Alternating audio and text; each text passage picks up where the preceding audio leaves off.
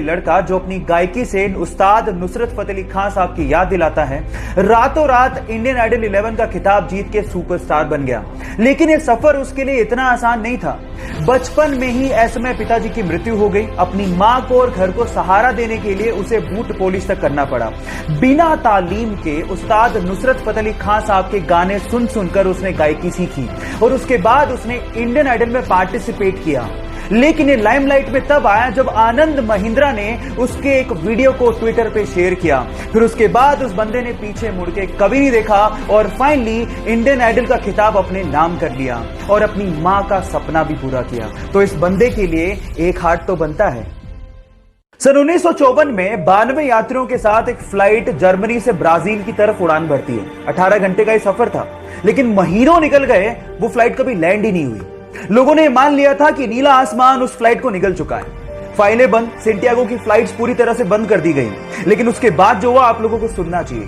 ठीक 35 साल बाद सन 1989 में वही फ्लाइट ब्राजील के एयरपोर्ट पे लैंड करती है। वहां की अथॉरिटीज ने पायलट से कांटेक्ट करने की कोशिश करी, लेकिन कोई जवाब ही नहीं मिला। उसके बाद वो लोग फ्लाइट पे चढ़े, लेकिन जो उन्होंने देखा वो हैरान कर देने वाला था।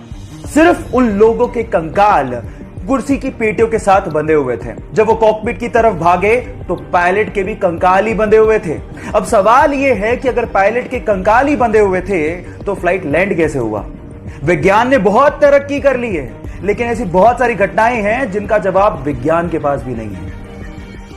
बचपन से उसके पापा उसे म्यूजिक कॉन्सर्ट में लेके जाया करते थे, जिसकी वजह से म्यूजिक में उसका इंटरेस्ट बढ़ चुका था। अब वो सिंगर बनना चाहता था, लेकिन प्रॉब्लम ये थी कि वो बचपन से ही हकलाता था, जिसकी वजह से स्कूल के सारे बच्चे उसे चिढ़ाया करते थे। एक दिन उसके पापा ने उसे एमएनएम का सीडी लाके दिया, जिसे प्ले करने के बाद वो हैरान रह गया कि कोई बंदा इतना तेज कैसे गा सकता है। उसके बाद एमएनएम से इंस्पायर्ड होकर उसने स्पीच थेरेपी ली और सिंगर बनने के लिए लंदन चला गया। फिर अपनी एल्बम प्लस से उसने लोगों के दिलों में अपनी जगह बनाई। उसके बाद उसने पीछे मुड़ के कभी नहीं देखा। फिर उसके बाद अपनी एल्बम मल्टीप्लाई के लिए उसने 2 ग्रैमी अवार्ड जीते और अपनी एल्बम डिवाइड के शेप ऑफ यू सॉन्ग से पूरी दुनिया में छा गया। Yes guys, I am talking about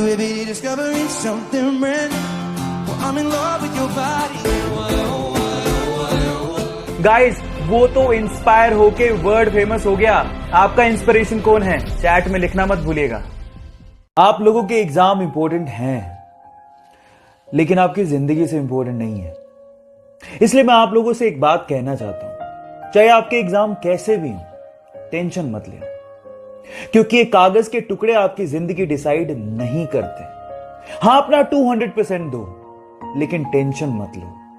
और एक बात मैं आपके पेरेंट्स से भी कहना चाहता हूं, आप लोगों ने अपने बच्चे को 90% लाओगे तो ये दूंगा, 95% लाओगे तो ये दूंगा, ये कहा होगा। सही है, गलत नहीं है, लेकिन उसे ये भी कहो कि अगर नहीं आते या तू फेल हो जाता है तो भी मैं तेरे साथ खड़ा रहूंगा। आपके बच्चे आपका गर्व हैं, उनका साथ दो, क्योंकि एक दिन वो आपका नाम जरूर रोशन करेंगे। जब वो अपनी पहली सोलो मूवी रिलीज रॉकी का इंतजार कर रहा था तो उसके 3 दिन पहले उसकी मां का देहांत हो गया। वो अपनी मां से बहुत ज्यादा प्यार करता था। इस गम को भुलाने के लिए उसने ड्रग्स का सहारा लेना शुरू कर दिया, लेकिन ड्रग की लत ने उसे मार दिया। 2 साल तक ड्रग की लत को छुड़ाने के लिए वो यूएस रहा, लेकिन उसके बाद जब उसने कमबैक किया तो खलनायक जैसी मूवी में अपनी एक्टिंग का लोहा मनवा दिया।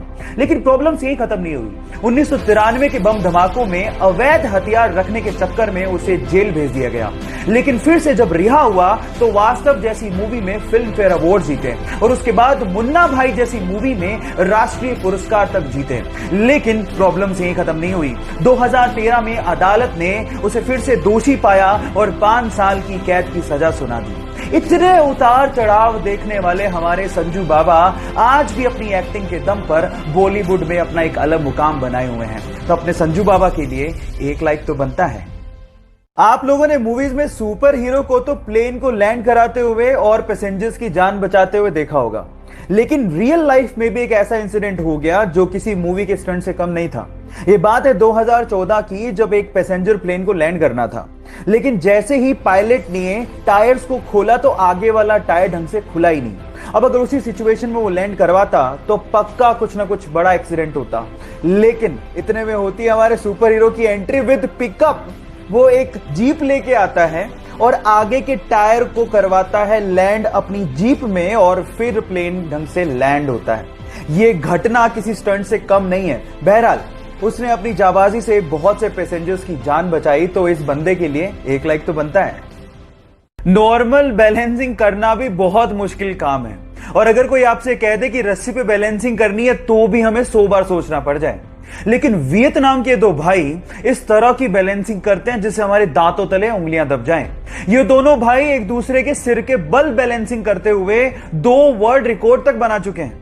पहला वर्ल्ड रिकॉर्ड उन्होंने 2016 में स्पेन में बनाया था, जहां दोनों ने एक दूसरे के सिर के बल बैलेंसिंग करते हुए 90 सीढ़ियां चढ़ गए थे, और उसके बाद तो उन्होंने हद ही कर दी। 2018 में उन्होंने एक शो के दौरान एक भाई ने आंख पे काली पट्टी बांधी और दूसरे ने सिर के बल बैलेंसिंग करते हुए सीढ़ियां चढ़े भी और वापस उतरे भी। ओ माय गॉड, इससे तो यही समझ में आता है कि a perfect practice makes a man perfect. अगर आप किसी चीज की परफेक्ट प्रैक्टिस कर लेते हो तो कुछ भी संभव है। एक स्ट्रगलिंग एक्टर जिसके पास ना काम था ना पैसा, मजबूरी में आकर उसे अपनी बीवी के गहने बेचने पड़े। मकान मालिक ने घर से बाहर निकाल दिया, इसलिए रातें उसे बस स्टॉप पर रहकर गुजारनी पड़ी। अपनी भूख मिटाने के लिए उसे $25 में अपना फेवरेट कुत्ता तक बेचना पड़ा। लेकिन एक दिन उसने मोहम्मद अली का मैच देखा, उससे इंस्पायर होकर 20 घंटे लगातार बैठ के उसने स्क्रिप्ट लिखी और स्क्रिप्ट को लेकर एक प्रोड्यूसर के पास गया। उस प्रोड्यूसर को स्क्रिप्ट इतनी पसंद आई कि वो उसके लिए $1,25,000 देने को तैयार था। लेकिन इस बंदे ने शर्त रख दी कि इस मूवी में लीड रोल वही करेगा, जो कि प्रोड्यूसर को नागवार था। उस प्रोड्यूसर ने उसे कहा कि मैं तुम्हें $2.5 लाख देने को तैयार हूं स्क्रिप्ट के लिए, लेकिन वो बंदा टस से मस नहीं हुआ। फाइनली उसे हीरो बनाया गया उस मूवी में और मूवी को रिलीज किया गया। उस मूवी का नाम था रॉकी, जो कि सुपर हिट साबित हुई। बंदे का नाम है सिल्वेस्टर स्टेलोन। जिस बंदे को $25 के लिए अपना कुत्ता बेचना पड़ गया था, आज वो $500 मिलियन का मालिक है ना इंस्पायरिंग बात। पिकासो के एक पेंटिंग एग्जीबिशन में एक महिला पिकासो के पास आकर एक पेपर और पेन देकर कहती है कि पिकासो मैं आपकी बहुत बड़ी फैन हूं, क्या आप मेरे लिए कुछ ड्रॉ करेंगे। पिकासो ने 30 सेकंड लगा के एक बहुत ही वंडरफुल सी पेंटिंग ड्रॉ करके उसको दी। उसके बाद वो थैंक यू कह के वहां से जब जाने लगी तो पिकासो ने पीछे से आवाज लगाते हुए कहा कि एक्सक्यूज मी लेडी, इस पेंटिंग की कीमत $1 मिलियन है और आपको पे करनी पड़ेगी। तो उस महिला ने जवाब दिया कि क्या बात कर रहे हो पिकासो, आपने सिर्फ 30 सेकंड लिए और आप $1 मिलियन मांग रहे हो। तो पिकासो ने कहा कि इस पेंटिंग को 30 सेकंड में बनाने में मुझे 30 साल की मेहनत लगी है। गाइस, यहां सीखने लायक बात यह है कि किसी चीज को शिद्दत से सीखने में आपके द्वारा लगाया गया वक्त अनुभव में बदलकर उस वक्त की कीमत जरूर चुकाता है। हम जिंदगी में बहुत बार हार जाते हैं, गिर जाते हैं और कभी कभार तो हम लोग उठने की कोशिश भी नहीं करते। और जब वक्त निकलता है तो हम सोचते हैं कि काश एक बार और मैंने कोशिश कर ली होती। इस केस में क्या करें मैं आपको बताता हूं। ऊपर एक वीडियो चल रहा है, 3 साल का एक छोटा सा बच्चा है जो कि एक स्केटर है और उसके मन में कोई डर का गिरने का भाव ही नहीं है। वो सिर्फ एक ही बात सोच रहा है, मैं स्केटिंग करते हुए गिरूंगा, फिर से उठूंगा।